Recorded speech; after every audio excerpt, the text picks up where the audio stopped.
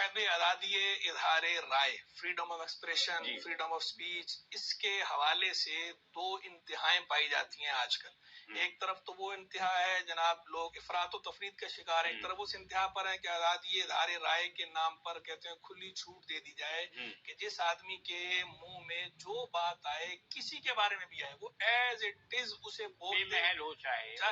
چاہے وہ کیسی ہی غلط بات کیوں نہ ہو، اور اس بات پر اسے جو ہے وہ سند جواز فراہم کر دی جائے کہ جناب حق کے آزادی اظہار رائے کے تحت جو ہے اس کو اب آزادی ہے، جس طرح چاہے جس کے بارے میں بولے، چاہے اس سے کسی کے سینٹیمنٹس جو ہیں، کسی کے جذبات مجروح ہوتے ہوں، چاہے اسے کسی کے حقوق متاثر ہوتے ہوں، چاہے ان حقوق کا تعلق جو ہے وہ سماجی سطح پر ہو، چاہے ان حقوق کا تعلق دینی سطح پر ہو، بہرحال جو ہے وہ کسی کے حقوق پامال تو نہیں کیے جا سکتے. لیکن ایک طرف یہ انتہا پائی جاتی ہے، دوسری طرف یہ انتہا نظر آتی ہے کہ جناب کہتے ہیں کہ جو لوگوں کو جائز رائے دینے کا جو ان کا حق ہے وہ حق کی سلب کر لیا جائے اور ان کو بس غلاموں کی طرح رکھا جائے اور بس انہیں کہا جائے کہ انہیں ڈکٹیٹ کیا جائے ہر بات پہ کہ بس وہ اپنی کوئی رائے جو ہے وہ نہیں دے سکتے، اور اپنی کوئی رائے دینے کی اگر کوئی کوشش کرے تو اسے پھر اس کے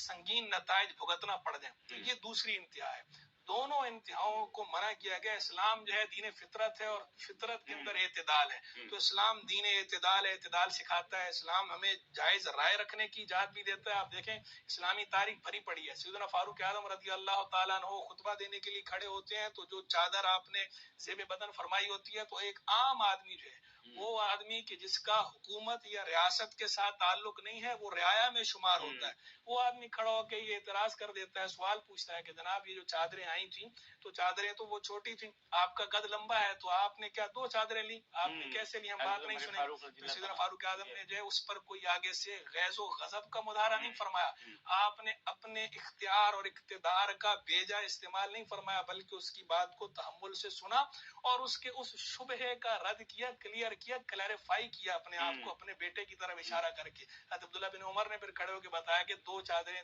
تھیں، ایک چادر والد صاحب کی اپنی تھی، جو میری چادر تھی میں نے بھی اپنے والد کو دے دی. تو یعنی دیکھیں جب سیدنا فاروق اعظم جو خلیفہ ہیں اور تقریباً 22.5 لاکھ مربع میل پہ ان کی حکومت ہے اور لوگ ان کے روب اور دبدبے سے ڈرتے ہیں، لیکن سوال وہاں بھی ہوا اور وہ اس سوال سے اپنے آپ کو مستثنا قرار نہیں دیتے،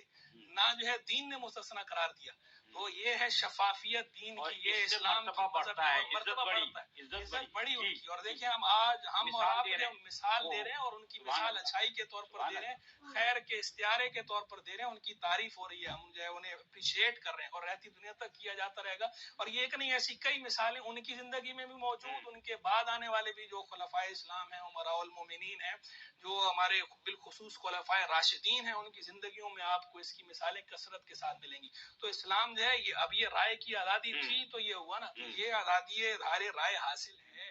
لیکن اس کی باؤنڈریز بھی ہیں، اس کی حدود و قیود بھی ہیں، حدود و قیود رکھے گئے ہیں کہ آپ نے کسی کے جذبات کو مجروح نہیں کرنا، آپ نے کسی کی حق تلفی نہیں کرنی. اور وہ جو بڑا مشہور جملہ ہے ابھی پروگرام سے پہلے آپ خود بھی کوٹ کر ہی رہے تھے کہ جو ہے وہ تمہاری آزادی مقولہ جو ہے کہ وہاں تک ختم ہو جاتی ہے جہاں میری ناک شروع ہوتی ہے، یعنی آپ کا مطلب عزت نفس، عزت نفس. آپ سر ایک جملہ سوسائٹی میں خلفشار پیدا کر بالکل اگر غیر ذمہ داری، بالکل غیر ذمہ داری، بدامنی پیدا ہوتی ہے. آپ دیکھیں اس کے مظاہر جو ہے وہ ہمیں نظر آتے ہی رہتے ہیں. تو حدود و قیود رکھی گئی ہیں، ان حدود و قیود کو پامال کرنے کی اجازت نہیں ہے، نہ ہی کوئی ذی انصاف دے سکتا ہے، نہ ایسٹ میں نہ ویسٹ میں. ویسٹ کے اندر بھی اگر آپ ان کے باقاعدہ جو قوانین پڑھیں گے تو ان قوانین کے اندر جو فریڈم آف ایکسپریشن ہے اس کو حدود و قیود کے تحت رکھا گیا، انہوں نے بھی خود اس کی وضاحتیں کر رکھی ہیں. اب اگر اگلے اس کا غلط استعمال کریں تو اس کی بات. اور پھر دوسری بات، جس کی جو رائے ہے، ہر کوئی صاحب الرائے نہیں ہوتا،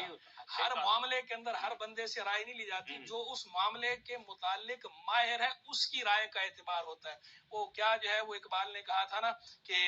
آزادی افکار سے ہے ان کی تباہی جو رکھتے نہیں فکر و تدبر کا سلیقہ. وہ فکر اگر خام تو آزادی افکار انسان کو حیوان بنانے کا طریقہ. یعنی اقبال نے اتنی بڑی بات کی کہ اگر فکر خام ہو اور فکر و تدبر کا سلیقہ نہ ہو تو پھر یہ آزادی افکار جو ہے یہ علم کی یا آزادی کی نشو و نما کا باعث نہیں ہے، بلکہ اب یہ جو ہے تباہی کا باعث ہے. اس سے معاشرے میں تباہی پیدا ہوتی ہے اور اس سے